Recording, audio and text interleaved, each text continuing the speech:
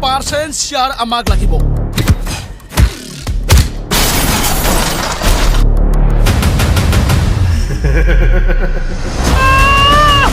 Sermon belai.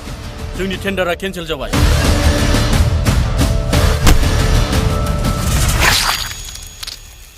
और एक बकरी आ गया मरने के लिए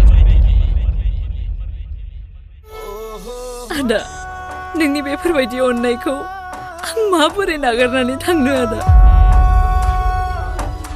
नों बेफोरखौ मा खालामखोमानो आंनि अननाया अराय समजों थाबाय थागोन आयै फिसाफोर बेसेबा गोबावनिफ्राय दिनैसो ज' नुबाय आङो ओंखारलां आं नोंनि फंबायजों हाबा जानो राजि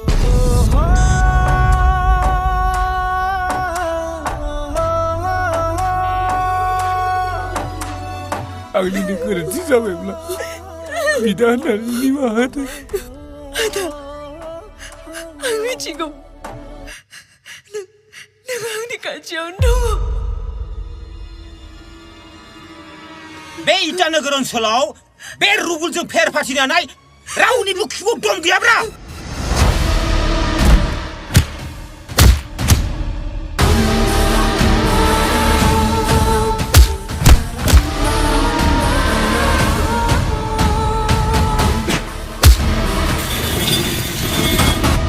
जाय आखाइजों नों दिनै आंखौ सोबाबाय बे आखाइजोंनो नोंनि गासै प्रपार्टिखौ आंनो लिरनानै होनांगोन सना